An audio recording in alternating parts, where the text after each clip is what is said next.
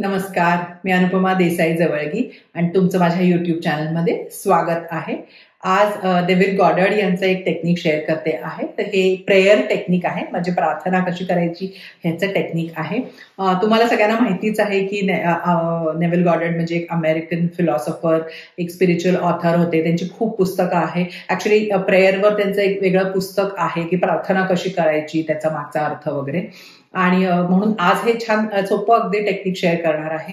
त्यांचे एक वेगळी प्लेलिस्ट केलेली आहे. खूप त्यांचे टेक्निक्स आणि त्यांचे सक्सेस स्टोरीज ज्या सगळ्यांना खूप आवडतात तर त्या शेअर केलेल्या आहेत. तर तुम्ही नेव्हिल गॉडर्ड यांच्याबद्दल काही आधी बघितलं नसेल तर नक्की ते जाऊन बघा. आणि त्यांचं मुख्य काय की आपण नेहमी लॉ ऑफ अट्रॅक्शन ऐकतो, पण त्यांचं मुख्य हे होतं की लॉ ऑफ अझम्पशन हे महत्वाचं आहे. आता अझम्पशन म्हणजे काय की जे तुम्ही गोष्ट खरी समजता, म्हणजे जी अज्युम करता की खरी आहे, तर तशी ती मॅनिफेस्ट होते, तशी ती खरी होते. सो मनात जेव्हा आपण हे करतो की हे झालेलं आहे, हे होणारच, म्हणजे ऑलरेडी ते जे आपल्याला हवंय ते मिळालेलं आहे, तसं ते आपल्याला ह्याच्यामध्ये प्रत्यक्ष रूपात दिसतं. मग त्यांच्या काही काही गोष्टी खूप हे आहेत की ते म्हणतात की आपल्या देव असतो तो आपल्या आत इमॅजिनेशन किंवा कल्पनाशक्ती म्हणून असतो, म्हणजे इमॅजिनेशन इज गॉड असं त्यांचं म्हणणं आहे. त्यांच्या दृष्टीनं सिक्रेट काय आहे या मॅनिफेस्टेशनचं, तर feeling is the secret. Feeling म्हणजे काय की आपल्याला ती भावना आणायची आहे की आपल्याला ते जे हवं आहे ते आपल्या आयुष्यात ऑलरेडी आलेलं आहे.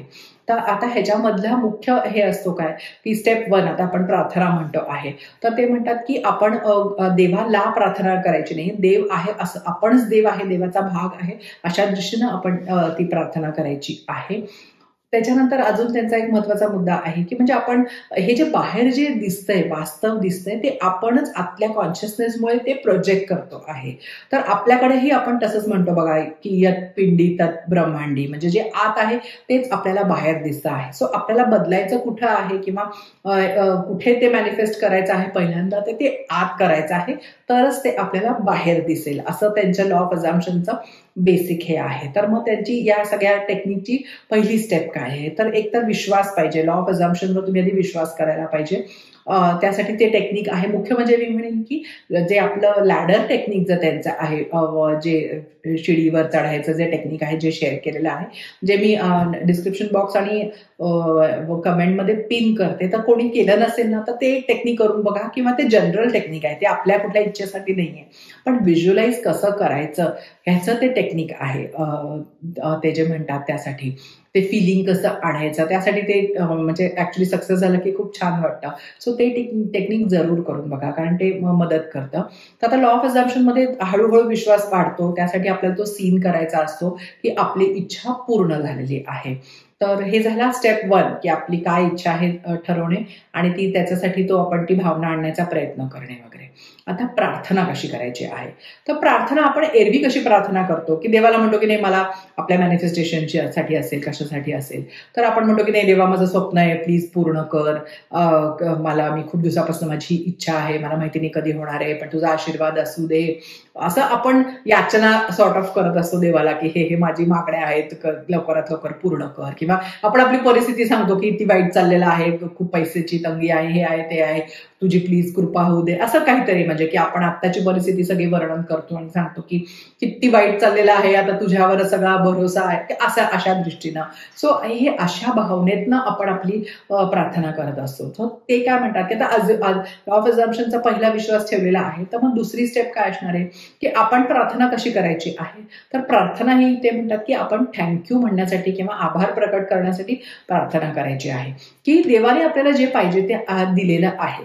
सो हे तुमची प्रार्थना ही तुमचं थँक्यू असणार आहे, तुमचं ग्रॅटिट्यूड, कृतज्ञता व्यक्त करण्यासाठी तुम्ही फक्त प्रार्थना करणार आहात देवासमोर. सो मग देवासमोर उभं राहून तुम्ही काय म्हणणार आहात, किंवा थँक्यू, तू माझी इच्छा म्हणजे माझी इच्छा पूर्ण केलेली आहे, किंवा माझ्या मार्गातले अडथळे दूर केलेले आहेत. जसं काही तुम्हाला ते पूर्ण झाल्यावर तुम्ही देवाशी कसं बोलाल तसं तुमच्या भाषेत बोलायचं आहे देवाशी.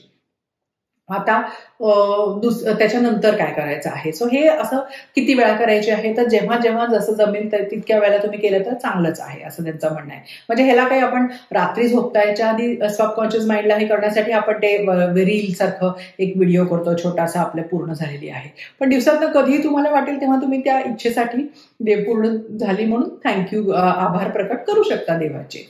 सो हे झालं कधी करायचं आहे.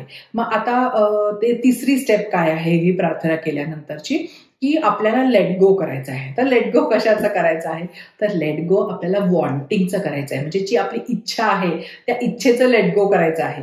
आता तुम्ही म्हणाल की इच्छेचं लेट गो कसं करायचं, तर मॅनिफेस्टेशन कसं, तर नाही, इच्छेचं लेट गो कसं कशा दृष्टीनं बघा, की ती मिळालेलीच आहे असं आपण अज्युम केलं ना. मग ती इच्छा, आता एखादी गोष्ट आपल्याला मिळालीच तर मग आपण त्याची काय पुन्हा इच्छा करत नाही. सो हे let go of the wanting, let go of the key कधी येईल, केव्हा येईल, अजून का दिसत नाहीये, येईल का नाही नक्की, असं ह्या ज्या सगळ्या विचारांचा त्यांचा लेट गो करायचा आहे. कारण तुम्हाला मिळालेली आहे या दृष्टीनं तुम्ही पावलं टाकता आहे, त्या दृष्टीनं तुमची भावना आहे.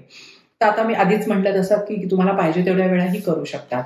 मग आता कधी यातला फरक दिसायला लागेल की हे प्रार्थना केल्यानंतर, तर पहिला फरक दिसायला लागेल की तो तुमच्या मनात दिसायला लागेल, की तुम्ही शांत व्हाल, तुमची काळजी मिटेल. तुम्हाला सारखं जे असं वाटतं आपल्याला कधी होईल, काय होईल, होईल का नाही, ह्या ज्या असे उलटसुलट विचार आपल्या मनात येत असतात ना, ते हळूहळू कमी व्हायला लागतील. एक प्रकारची शांतता आणि आनंद तुम्हाला आतून अनुभवायला मिळायला लागेल.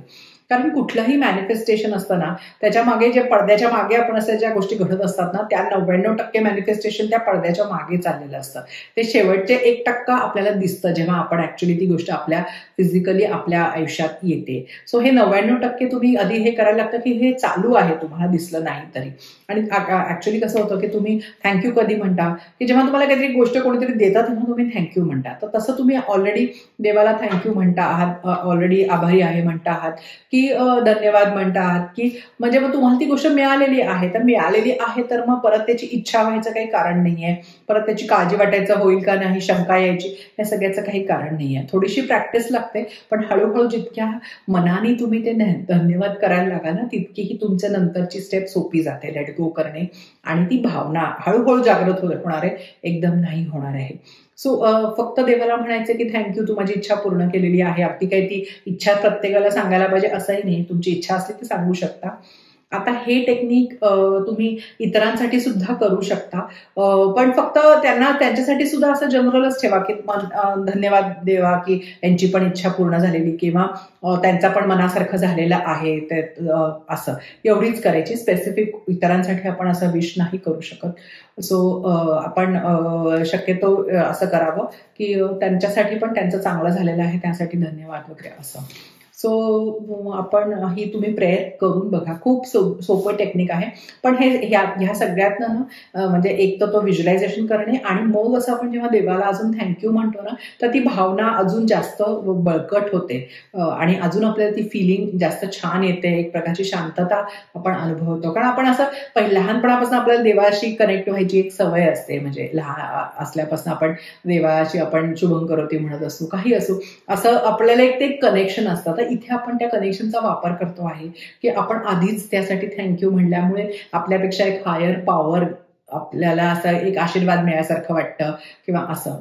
सो हे एक अशी छान फील गुड टेक्निक आहे असं मी म्हणेन, की ज्यांनी आपल्या मॅनिफेस्टेशनचं फिलिंग यायला जास्त चांगली मदत होते. सो करून बघा, आवडलं तर लाईक करा, इतरांबरोबर शेअर करा, चॅनलला सबस्क्राईब करा, आणि असंच पुढच्या व्हिडिओमध्ये एक नवीन विषय घेऊन भेटूया.